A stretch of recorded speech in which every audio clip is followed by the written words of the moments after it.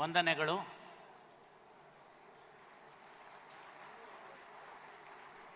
ನಾನೆಷ್ಟು ಯೋಗ್ಯನೋ ನಾನರಿಯೆ. ಪಂಡಿತೋತ್ತಮರು ವಿಷಯ ಸಂಗ್ರಾಹ್ಯವನ್ನು ಮಾಡಿ, ಆಳವಾದ ಅಭ್ಯಾಸವನ್ನು ಮಾಡಿ, ಆಚಾರ್ಯರ ತ್ರಯರ ಕೊಡುಗೆಯನ್ನು ನಮ್ಮ ಮುಂದೆ ಸುಂದರವಾಗಿ ಕಟ್ಟಿಕೊಟ್ಟಿಟ್ಟಿದ್ದಾರೆ. ನನ್ನ ತಿಳುವಳಿಕೆಯಲ್ಲಿ ಅವರು ಹೇಳಿದ್ದನ್ನು ಸಾರಾಂಶಭೂತವಾಗಿ ಈ ಗೋಷ್ಠಿಯ ವಿಚಾರವಾಗಿ ಅಧ್ಯಕ್ಷನಾಗದೆ ಅಧ್ಯಕ್ಷನಾಗಿ 4 ಮಾತು ಹೇಳೋಣ ಅಂತ ತಮ್ಮಲ್ಲಿ ಅರಿಕೆ. ಧ್ಯಾನ ಮೂಲಂ ಗುರುರ್ಮೂರ್ತಿ, ಪೂಜಾ ಮೂಲಂ ಗುರುರ್ಪದಂ, ಮಂತ್ರ ಮೂಲಂ ಗುರುರ್ವಾಕ್ಯಂ, ಮೋಕ್ಷ ಮೂಲಂ ಗುರುಕೃಪಾ ಅಂತ ನಮ್ಮ ಎಲ್ಲ ಗುರುಗಳನ್ನು ಅವರ ಚರಣಾರವಿಂದಗಳಲ್ಲಿ ನನ್ನ ಕೋಟಿ ಕೋಟಿ ಶಿರಸಾಷ್ಟಾಂಗ ನಮನಗಳನ್ನು ಸಲ್ಲಿಸ್ತಾ, ಇಲ್ಲಿರ್ತಕ್ಕಂಥ ಪಂಡಿತೋತ್ತಮರಿಗೆ ನನ್ನ ಬಿನ್ನಹವನ್ನು ಸಲ್ಲಿಸ್ತಾ, ವೇದಿಕೆ ಮುಂಭಾಗದಲ್ಲಿ ಆಸೀನರಾಗಿರ್ತಕ್ಕಂಥ ಎಲ್ಲ ಸಾಧು ಸಂತರಿಗೆ ನಮಿಸ್ತಾ, ನಾನಿವತ್ತು ಈ ಕಾರ್ಯಕ್ರಮದಲ್ಲಿ ತಮ್ಮೆಲ್ಲರನ್ನ ಸಂದರ್ಶಿಸಿ ನನ್ನ 4 ಮಾತುಗಳನ್ನು ನಿಮ್ಮೊಂದಿಗೆ ಹಂಚಿಕೊಳ್ಳಲು ಕಾರಣೀಭೂತರಾದಂಥ ನನ್ನ ತೀರ್ಥರೂಪರವರ ಅನುಮತಿಯನ್ನು ಬೇಡ್ತಾ, ತೀರ್ಥರೂಪು ಸಮಾನರಾದ ಹಲವಾರು ವಿಪ್ರ ವಿದ್ವಾಂಸರುಗಳಿದ್ದೀರಿ, ವಾಂಗ್ಮಯ ಪ್ರಪಂಚದ ಅತ್ಯಂತ ಪುಣ್ಯಾತ್ಮರುಗಳಿದ್ದೀರಿ. ಅವರುಗಳಿಗೆಲ್ಲ ನನ್ನ ಶಿರಸಾಷ್ಟಾಂಗ ನಮನಗಳನ್ನು ಸಲ್ಲಿಸ್ತಾ 4 ಮಾತುಗಳನ್ನು ತಮ್ಮ ಮುಂದೆ ಹಂಚಿಕೊಳ್ಳೋದಕ್ಕೆ ಇಷ್ಟಪಡ್ತೇನೆ.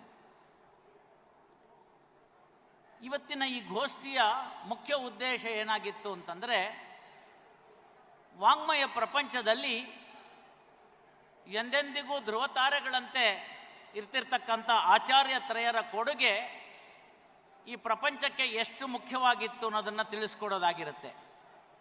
ಅದನ್ನು ತಿಳಿಸ್ಕೊಡೋವಂಥ ಸಂದರ್ಭದಲ್ಲಿ ಆಚಾರ್ಯರು ಏನು ಕೊಟ್ಟಿದ್ದರು, ಒಂದು ಸದ್ವಿಚಾರಗಳು, ಆ ಸದ್ವಿಚಾರಗಳು ಕೂಡ ಎಲ್ಲವೂ ನಮಗೆ ಗ್ರಾಹ್ಯವಾಗಬೇಕಾಗತ್ತೆ. ಆ ಸದ್ವಿಚಾರಗಳು ಗ್ರಾಹ್ಯವಾಗ್ತಕ್ಕಂಥ ಸಂದರ್ಭದಲ್ಲಿ ಕೆಲವು ಸಂದರ್ಭಗಳಲ್ಲಿ ಶಿಷ್ಯರಲ್ಲಿ ಕೆಲವು ಗೊಂದಲಗಳು ಮೂಡುವುದು ಸಹಜ. ಉದಾಹರಣೆಗೆ ಒಂದು ಮ್ಯಾಥಮೆಟಿಕ್ಸ್ನ ಒಂದು ಫಾರ್ಮುಲಾವನ್ನು ಹೇಳಿದ್ರೆ, ಒಬ್ಬರು ಮೇಷ್ಟ್ರು ಒಂಥರ ಹೇಳ್ತಾರೆ, ಮತ್ತೊಬ್ಬರು ಮೇಷ್ಟ್ರು ಇನ್ನೊಂದು ಥರ ಹೇಳ್ತಾರೆ, ಮತ್ತೊಬ್ಬರು ಮೇಷ್ಟ್ರು 3 ಥರ ಹೇಳ್ತಾರೆ. ಹೀಗೆ 3 ಭಾಗಗಳನ್ನು ಕಲಿತಂಥ ವಿದ್ಯಾರ್ಥಿ ಇದರಲ್ಲಿ ಯಾವುದು ಸರಿ ಯಾವುದು ತಪ್ಪು ಅನ್ನೋದನ್ನು ಪ್ರಯತ್ನ ಮಾಡಿ ನೋಡ್ತಾನೆ. ಇಂತಹ ಸಂದರ್ಭದಲ್ಲಿ ವಿಜ್ಞಾನದಲ್ಲಿ ನಮಗೆ ಕಂಡು ಬರ್ತಕ್ಕಂಥ ಒಂದು ವಿಚಾರ ಏನು ಅಂತ ಹೇಳಿದ್ರೆ, ಆಬ್ಜೆಕ್ಟಿವ್ ಟೆಸ್ಟ್ ಅಂತ ನಾವು ಕರಿತೀವಿ. ಆ ಆಬ್ಜೆಕ್ಟಿವ್ ಟೆಸ್ಟ್ ಅಂದರೆ ಏನು ಅಂತಂದರೆ, ಎಲ್ಲರಿಗೂ ವೇದ್ಯವಾಗ್ತಕ್ಕಂಥದ್ದು, ಅವರವರು ಅದನ್ನು ಅರ್ಥೈಸಿಕೊಳ್ಳುವ ರೀತಿ ಅಂತ. ಹಾಗೆ ಅರ್ಥೈಸಿಕೊಳ್ಳುವ ರೀತಿಯನ್ನು ನೋಡುವಾಗ ಇಂಗ್ಲೀಷಿನ ಒಂದು ನನಗೆ ಸುಂದರ ವಾಕ್ಯ ನೆನಪಾಗುತ್ತೆ. ಆ ವಿಚಾರವನ್ನು ನಾವು ನಮ್ಮಲ್ಲಿ ಈಗಾಗಲೇ ಹೇಳಿದ್ದೇವೆ. ಅದನ್ನು ಈಗಿನ ಕಾಲದಲ್ಲಿ ಏನಂದರೆ ಇಂಗ್ಲೀಷ್ನವ್ರು ಹೇಳಿದ್ದೆಲ್ಲ ವೇದವಾಕ್ಯ ಅಂತ ತಿಳ್ಕೊಳ್ಳುವಂಥದ್ದು ಅಂತ. ರೀಸನ್ಸ್ ಶುಡ್ ರೆಸೊನೇಟ್ ಅಂತ ಭಾಳ ಚೆನ್ನಾಗಿರ್ತಕ್ಕಂಥ ಪದ, ದಯವಿಟ್ಟು ಎಲ್ಲರೂ ಅರ್ಥ ಮಾಡ್ಕೊಳ್ಳಿ. Reasons should resonate, not aggression ಅಂತ. ಅಂದರೆ ಯಾವ ವಿಚಾರವನ್ನು ನಾವು ಯಾರ ಮುಂದೆ ಸಮರ್ಪಕವಾಗಿ ಅದನ್ನು ತಿಳಿಸ್ಬೇಕೋ ಅಥವಾ ವಾದಿಸಬೇಕೋ, ಆ ವಾದ ಮಂಡನೆಯಿಂದ, ಖಂಡಿಸುವುದರಿಂದ ಅಲ್ಲ ಅನ್ನೋದನ್ನು ಮೊದಲ ತಿಳ್ಕೊಳ್ಬೇಕಾಗಿರ್ತಕ್ಕಂಥದ್ದು. ಇದು ಹಿಂದೆಂದಿಗಿಂತಲೂ ಇಂದು ಮುಖ್ಯವಾಗುತ್ತೆ.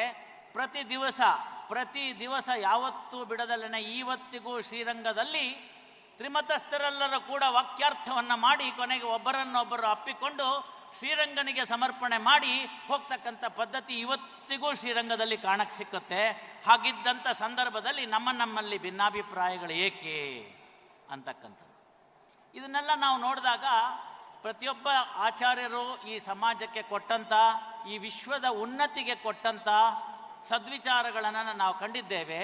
ವೇದವಾಕ್ಯವೇ ಇದೆ, ಆನೋಭದ್ರಂತು ಕೃತವಾ ವಿಶ್ವಯಂತು ಅಂತ. ಸದ್ವಿಚಾರಗಳು ಯಾವ ಮೂಲೆಯಿಂದಾದರೂ ಬರಲಿ, ನನ್ನ ಎಲ್ಲ ಅಂಗಾಂಗಗಳನ್ನು ಅದಕ್ಕೆ ತೆರೆದಿಟ್ಟುಕೊಳ್ತೇನೆ ಅಂತ ಕುವೆಂಪುರವರು ಸಹ ಅದನ್ನು ಹೇಳಿದ್ರು. ತೆರೆದಿದೆ ಮನೆ ಓ ಬಾ ಅತಿಥಿ ಅಂತ ಹೇಳಿ ಬರ್ತಕ್ಕಂಥ ಕೃತಿಯಲ್ಲಿ ಅದನ್ನು ಹೇಳಿದ್ದಾರೆ. ಅಲ್ಲಿಗೆ ಆ ಆನೋಭದ್ರಂತು ಕೃತವಾ ವಿಶ್ವಯಂತು ಅಂತಕ್ಕಂಥ ಒಂದು ವೇದವಾಕ್ಯಕ್ಕೆ ಸಿಗ್ತಕ್ಕಂಥ ಏನು ಉತ್ತಮವಾದ ಸ್ಥಾನವಿದೆ ಅಂತ ತಾವೆಲ್ಲರೂ ಕೂಡ ತಿಳ್ಕೊಳ್ಬೇಕಾಗಿದೆ. ಇದನ್ನೆಲ್ಲ ಮನನ ಮಾಡಿದಾಗ ನನಗೊಂದು ಅನಿಸುತ್ತೆ, ಮಹಾಸಭೆ ಹಾರನಹಳ್ಳಿಯವರು ಕಾರಣಕರ್ತರಾದರು. ಇವತ್ತು ಅವರ ಜನ್ಮದಿನವೂ ಹೌದು. ಅದಕ್ಕೆ ಅವರಿಗೆ ಅಭಿನಂದನೆಯನ್ನು ಸಲ್ಲಿಸ್ತಾ, ಮಹಾಸಭೆಯ ಉದ್ದೇಶ, ಮಹಾಸಭೆಯನ್ನು ಯಾತಕ್ಕಾಗಿ ಮಾಡಬೇಕು, ಕೆಲವು ಅಭಿಪ್ರಾಯಗಳು ಬಂದವು. ಅಭಿಪ್ರಾಯದಲ್ಲಿ ಭಿನ್ನವಾಗಿರ್ತಕ್ಕಂಥ ಅಭಿಪ್ರಾಯಗಳು ತೆಗೆದುಕೊಳ್ಬೇಕು. ಎಷ್ಟೋ ಜನ ಸಮಾಜದಲ್ಲಿ 2 ಹೊತ್ತಿನ ಊಟಕ್ಕೆ ತೊಂದರೆ ಪಟ್ಕೊಂಡಿದ್ದಾರೆ, ವಿದ್ಯಾಭ್ಯಾಸಕ್ಕೆ ತೊಂದರೆ ಪಟ್ಕೊಂಡಿದ್ದಾರೆ. ಇಂಥವೆಲ್ಲ ಇರ್ತಕ್ಕಂಥ ಸಂದರ್ಭದಲ್ಲಿ ಇಷ್ಟು ವೈಭವೋಪೇತವಾಗಿರ್ತಕ್ಕಂತಹ ಒಂದು ಸಮಾರಂಭ, ಸಮ್ಮೇಳನ, ಮಹಾಸಮ್ಮೇಳನ ಬೇಕಿತ್ತ ಅಂತಕ್ಕಂಥ ಕೇಳಿದಂಥ ಕೆಲವು ಪ್ರಶ್ನೆಗಳು ಕೆಲವು ಭಾಗದಿಂದ ನನಗೆ ಬಂದವು. ಈ ವೇದಿಕೆಯನ್ನು ಉಪಯೋಗಿಸ್ಕೊಂಡು ಹೇಳ್ತಾ ಇದ್ದೀನಿ. ಈ ವೇದಿಕೆಯಿಂದ ನಿಮಗೆ ನಾನು ತಿಳಿಸ್ಕೊಡ್ತಾ ಇರ್ತಕ್ಕಂಥದ್ದೇನು ಅಂತಂದರೆ, ಎಲ್ಲರ ಮನಸ್ಸುಗಳನ್ನು ಒಂದೆಡೆ ಸೇರಿಸಿ ನಮ್ಮ ವಿಷಯಗಳನ್ನು ಪ್ರಸ್ತಾಪಿಸುವುದಷ್ಟೇ ಆಗಿದೆ ಹೊರತು ಬೇರಿನ್ನಾವ ಉದ್ದೇಶದಿಂದಲೂ ಅಲ್ಲ ಅನ್ನೋದನ್ನು ಸ್ಪಷ್ಟಪಡಿಸ್ತಾ ಇದ್ದೀವಿ. ಇಷ್ಟೊಂದು ಸ್ಥಳ, ಇಷ್ಟೊಂದು ವೈಭವ ಅಂತಂದರೆ ಯಾಕೆ ಆಗಬಾರ್ದು ಅಂತ ನನಗನ್ಸುತ್ತೆ. ಯಾತ್ರಲ್ಲಿ ಕಡಿಮೆ ಇದ್ದೇವೆ, ಯಾತ್ರಲ್ಲಿ ನಾವು ಬಡವರು. ನನಗೆ ತಿಳಿದ ಮಟ್ಟಕ್ಕೆ ಭಗವಂತನ ಕೃಪಾ ದೃಷ್ಟಿಯಲ್ಲಿರ್ತಕ್ಕಂಥ ಪ್ರತಿಯೊಬ್ಬರೂ ಕೂಡ ಶ್ರೀಮಂತರು. ದಾಸರು ಅದನ್ನೇ ಹೇಳ್ತಾರೆ, ಬೇಡಿದರೆ ಎನ್ನೊಡೆಯಂ ಬೇಡುವೆ, ಪಾಡಿದರೆ ಎನ್ನೊಡೆಯನಂ ಪಾಡುವೆ ಅಂತ. ಹಾಗಿದ್ದಂಥ ಪಕ್ಷದಲ್ಲಿ ಈ ಸಮ್ಮೇಳನದಿಂದ ಇನ್ಯಾವುದೇ ರೀತಿಯ ಅನ್ಯಥಾ ಭಾವಿಸಬಾರ್ದು, ಇನ್ಯಾವುದೇ ಅನ್ಯಥಾ ಉದ್ದೇಶವಿಲ್ಲ. ಎಲ್ಲರ ಮನಸ್ಸುಗಳನ್ನು ಒಂದೆಡೆ ಕಲೆ ಹಾಕ್ತಕ್ಕಂಥದ್ದು, ಅದಕ್ಕೆ ವಿಶೇಷವಾಗಿರ್ತಕ್ಕಂಥ ಜಾಗ ಬೇಕು. ಸಮ್ಮೇಳನ, ನಮ್ಮನೆಗೆ ಒಬ್ಬರು ಅತಿಥಿ ಬರ್ತಾರೆ ಅಂತಂದರೆ ಬೆಳಗ್ಗಿಂದನೇ ಎಲ್ಲವನ್ನ ಶುದ್ಧ ಮಾಡಿ ಸಿಂಗರಿಸಿ ಮನೆಯನ್ನು ಅದನ್ನು ಅಲಂಕರಿಸಿ ನಮಗಿದ್ದಂಥದ್ರಲ್ಲಿ ನಾವು ಮಾಡೋದಿಲ್ವೇ? ಹಾಗಾಗಿ ಮೂಲೆದಿಂದ ಬರ್ತಕ್ಕಂಥ ಎಲ್ಲ ನಮ್ಮ ಅತಿಥಿಗಳನ್ನು ಸತ್ಕಾರದಲ್ಲಿ ಒಂದು ಉತ್ತಮವಾದ ಆಸನ ವ್ಯವಸ್ಥೆ, ಸಭಾಂಗಣ, ಊಟೋಪಚಾರಗಳು ಬೇಡವೇ? ಇದನ್ನೆಲ್ಲ ಗಮನಕ್ಕೆ ತೆಗೆದುಕೊಳ್ತಾ ಆಚಾರ್ಯತ್ರಯರು ನಮಗೆ ಕೊಟ್ಟಂಥ ಸಂದೇಶವನ್ನು ನಾವು ಕಂಡ್ವಿ. ಶ್ರೀ ಪಾವಗಡ ಪ್ರಕಾಶ್ರವರು, ವಿದ್ಯಾವಾಚಸ್ಪತಿಗಳು, ಅವರು ತಿಳಿಸಿಕೊಟ್ಟಂತಹ ಶಂಕರರ ಒಂದು ಏನು ನಮಗೆ ಬೇಕಾಗಿದ್ದಂಥ ಸಂದೇಶ ಅದನ್ನು ನೋಡಿದ್ವಿ. ಅದನ್ನು ಭಕ್ತಿ ಮೂಮೆಂಟ್ ಅಂತ ಸಮಾಜ ಪರಿಚಯದ ಪಾಠದಲ್ಲಿ ನಮಗೆ ಭಕ್ತಿ ಮೂಮೆಂಟ್ ಅಂತ ಹೇಳಿ ಇಟ್ಕೊಟ್ಟಿದ್ರು. ಭಾರತದಲ್ಲಿ ಭಕ್ತಿ ಮೂಮೆಂಟ್ ಬರುವಾಗ ಏನಾಗಿತ್ತು ಅನ್ನೋ ವಿಚಾರವನ್ನು ತಿಳಿಸ್ಕೊಡ್ತಾ ರಾಮಾನುಜಾಚಾರ್ಯರು ಹೇಗೆ ನಮ್ಮನ್ನು ಆ ಭಕ್ತಿ ಮಾರ್ಗಕ್ಕೆ ಕರೆದುಕೊಂಡು ಹೋದರು ಅನ್ನೋ ಒಂದು ವಿಚಾರದಲ್ಲಿ ಅತ್ಯುತ್ತಮವಾಗಿ ಸಂಶೋಧಕರಾಗಿ ಆ ವಿಚಾರಗಳನ್ನೆಲ್ಲ ತಿಳಿಸಿ ರಾಮಾನುಜರ ವಿಚಾರಧಾರೆಗಳ ಬಗ್ಗೆ ಖಚಿತತೆಯಿಂದ ಮತ್ತು ಬದ್ಧತೆಯಿಂದ ತಿಳಿಸ್ಕೊಡ್ತಕ್ಕಂಥ ಕೆಲಸವನ್ನು ಶ್ರೀ ಶೆಲ್ವಪಿಳ್ಳೆ ಅಯ್ಯಂಗಾರ್ ಅವರು ಮಾಡಿದ್ದಾರೆ. ನನ್ನ ಮನಸ್ಸಿನಲ್ಲಿ ಕೆಲವು ವಿಚಾರಗಳು ಹೀಗೆ ಹಾದಿ ಹೋದವು. ಭಕ್ತಿಯ ವಿಚಾರವನ್ನು ಬಂದಾಗ ಉಪವಾಸ ಅಂದರೆ ಬರೀ ಸುಮ್ಮನೆ ಏನೋ ತಿಂದಲ್ನೇ ಕುಡಿದ್ಬಿಟ್ಟು ಟಿ ವಿ ನೋಡೋದಲ್ಲ. ಉಪವಾಸ ಅಂತ ಆ ಭಗವಂತನ ಹತ್ತಿರ ಕೂತು ಅವನ ಚಿಂತನೆಯನ್ನು ಮಾಡುವುದು ಉಪವಾಸ ಅಂತ. ಆ ಉಪವಾಸದಲ್ಲಿ ನಾವು ಸ್ವಲ್ಪ ಭಕ್ತಿಯನ್ನು ಸೇರಿಸಿಕೊಂಡ್ರೆ ಅದು ವ್ರತವಾಗುತ್ತೆ, ಏಕಾದಶಿ ವ್ರತ ಅಂತ ಕರಿತೇವೆ. ಹಾಗೆ ನೀರಿನಲ್ಲಿ ಆ ಭಕ್ತಿಯೆಲ್ಲ ಪ್ರವೇಶವನ್ನುಂಟಾದರೆ ಆ ನೀರು ತೀರ್ಥವಾಗುತ್ತೆ ಅಂತಕ್ಕಂಥದ್ದು. ಊಟದಲ್ಲಿ ಆ ಭಕ್ತಿಯ ಪ್ರವೇಶವಾದರೆ, ಹೊರಗಡೆ ಹೋಗ್ತೀವಪ್ಪ, 200 ರೂಪೀಸ್ ಬೋರ್ಡ್ ಹಾಕ್ಬಿಟ್ಟಿರ್ತಾನೆ, ಫಿಕ್ಸ್ಡ್ ಮೀಲು, ಹೋಗ್ತೀವಿ 4 ಜನ ಕೂತ್ಕೋತೀವಿ, ಅವ್ನು ಬಡಿಸ್ತಾನೆ, ತಿಂದ್ಬಿಡ್ತೀವಿ, ಎದ್ದು ಬರ್ತೀವಿ, ಕೆಲವು ಚೆಲ್ತೀವಿ. ಇದು ಕೇವಲ ಊಟ ಅನ್ನಿಸ್ಕೋತು. ಅಲ್ಲಿಯ ಭಕ್ತಿ ಪ್ರವೇಶವಾದರೆ ಆ ಊಟದಲ್ಲಿ ಅದು ಪ್ರಸಾದವಾಗುತ್ತೆ. ಎಂತಹ ಮುಖ್ಯವಾಗಿರ್ತಕ್ಕಂಥ ವಿಚಾರಗಳನ್ನು ಕೊಟ್ಟರು.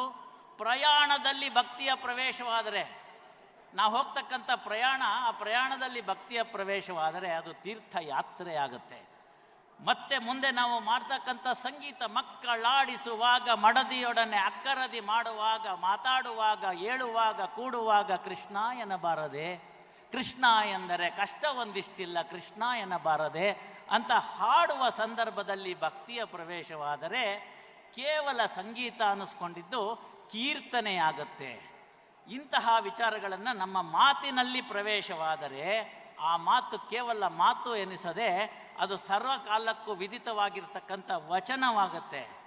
ಆ ಭಕ್ತಿ ಏನಾದರೂ ಇಂಥ ವಿಚಾರಗಳನ್ನೆಲ್ಲ ತೆಗೆದುಕೊಂಡು ನಮ್ಮ ಮನೆಗೆ ಒಂದು ವೇಳೆ ಪ್ರವೇಶವಾದರೆ ಆ ಮನೆಗೆ ಪ್ರವೇಶವಾದರೆ ಸದ್ಗೃಹಿಣಿಯರು ಆ ಭಕ್ತಿಯನ್ನ ಆದರದಿಂದ ಆರತಿ ಮಾಡಿ ಕರೆದು ಸದಸ್ಯರೆಲ್ಲರೂ ಅದನ್ನು ಅಲಂಕರಿಸಿ ಕೀರ್ತನೆಯನ್ನ ಮಾಡಿದರೆ ಭಕ್ತಿಯನ್ನ, ಆ ಮನೆ ಮಂತ್ರಾಲಯವಾಗುತ್ತೆ, ದೇವಾಲಯವಾಗುತ್ತೆ. ಮನೆಯೇ ಮಂತ್ರಾಲಯ, ಮನವೇ ದೇವಾಲಯ ಆಗುತ್ತೆ. ಹೀಗೆ ನಾವು ಮಾಡ್ತಕ್ಕಂಥ ಪ್ರತಿ ಕಾಯಕಗಳಲ್ಲಿ ನಾವು ಭಕ್ತಿಯನ್ನು ಬೆರೆಸ್ತಾ ಮಾಡಿ, ಕೃಷ್ಣ ನಿನಗೆ ಪ್ರೇರಿತವಾಗಿರ್ತಕ್ಕಂಥದ್ದು, ನಿನಗೆ ಪ್ರೀತಿಯಾಗಿರ್ತಕ್ಕಂಥದ್ದು ಅಂತ ಹೇಳ್ತಾ ಹೋದಂಥ ಸಂದರ್ಭಗಳಲ್ಲಿ ಅದು ಕೇವಲ ಕೆಲಸವಾಗದೆ ಭಗವಂತನಿಗೆ ಇಷ್ಟವಾಗ್ತಕ್ಕಂಥ ಕೆಲಸವಾಗುವುದರಿಂದ ಭಗವದ್ಗೀತೆಯ ಸಾರವಾದ ಕರ್ಮವಾಗುತ್ತೆ. ಕೆಲಸ ಮಾಡೋದು ಎಲ್ಲರೂ ಮಾಡೇ ಮಾಡ್ತಾರೆ, ಇಷ್ಟಪಟ್ಟು ಭಕ್ತಿಯಿಂದ ಕೆಲಸ ಮಾಡಿದಾಗ ಅದು ಕರ್ಮವಾಗುತ್ತೆ. ಇವೆಲ್ಲವನ್ನ ಮೇಳೈಸಿಕೊಂಡು ಇಂಥ ಮಹಾಸಭೆಯಿಂದ ನಾವೆಲ್ಲ ವಾಪಸ್ಸು ಮನೆಗಳಿಗೆ ಹೋಗುವಾಗ ಇವೆಲ್ಲವನ್ನ ಮೇಳೈಸಿಕೊಂಡವನಾಗಾಗ ಏನಾಗುತ್ತೆ ಭಕ್ತಿ ಪ್ರವೇಶವಾದರೆ ಅಂತಂದರೆ, ಅಂಥ ಮನುಷ್ಯ ಮುಂದೆ ಭಗವಂತನ ಹತ್ರ ಒಂದು ಸ್ಥಾನವನ್ನು ಪಡ್ಕೋತಾನೆ. ಆಗ ಅವನನ್ನು ಕೇವಲ ಮನುಷ್ಯ ಎನ್ನದೇ ದೇವತಾ ಮನುಷ್ಯನಾಗಬಹುದು ಅನ್ನೋ ಒಂದು ಸದ್ವಿಚಾರವನ್ನು ರಾಮಾನುಜರು ನಮಗೆ ಕೊಟ್ಟಂಥ ವಿಚಾರವನ್ನು ಶ್ರೀ ಸೆಲ್ವಪಿಳ್ಳೆ ಅಯ್ಯಂಗಾರವರು ಸೂಕ್ಷ್ಮವಾಗಿ ಆದರೆ ಗ್ರಾಹ್ಯವಾಗುವ ಒಂದು ಭಾಷೆಯಲ್ಲಿ ನಮಗೆ ತಿಳಿಸ್ಕೊಟ್ರು. ಸಮಾನತೆಯನ್ನು ಸಾಧಿಸಿದ್ರು, ಪ್ರತಿಯೊಂದನ್ನು ಮಾಡಿಕೊಟ್ರು. ಕರ್ಜಗಿಯವರು ಮಧ್ವಾಚಾರ್ಯರ ಜೀವನ ಸಿದ್ಧಾಂತವನ್ನು ಹೇಳ್ತಕ್ಕಂಥ ಸಂದರ್ಭದಲ್ಲಿ ಜೀವ ಜಡಕ್ಕೆ ಇರತಕ್ಕಂಥ ಏನು ನಮ್ಮ ಸಂಬಂಧಗಳಿತ್ತು ಅನ್ನೋದನ್ನು ತಿಳಿಸ್ಕೊಡ್ತಾ, ಈ ಎಲ್ಲವರ ಸಾರಾಂಶವನ್ನು ತಿಳಿಸ್ಕೊಡ್ತಾ, ಮುಂದೆ ಭಕ್ತಿ ಹೇಗೆ ಮುಂದುವರ್ಕೊಂಡು ಹೋಗಬೇಕು ಅನ್ನೋ ವಿಚಾರಧಾರೆಯನ್ನು ಸಂಪೂರ್ಣವಾಗಿ ತಿಳಿಸ್ಕೊಡ್ತಾ, ಎಲ್ಲ ವಿಚಾರಗಳನ್ನು ನಮಗೆ ಮನಮುಟ್ಟೋ ರೀತಿಯಲ್ಲಿ ಅವರದೇ ಆದ ಶೈಲಿಯಲ್ಲಿ ಹೇಳಿ ಬಂದಿರ್ತಾರೆ. ಕರ್ಜಗಿಯವರ ವಿಚಾರವನ್ನು ನೀವು ಕೇಳೋದಾಯಿತು ಅಂತಂದರೆ ಈಗಲೂ ಕೂಡ ಅದು ನಮ್ಮ ಈ ಯೂಟ್ಯೂಬು ಮತ್ತೊಂದು ಕಡೆ ಎಲ್ಲ ಇದೆ.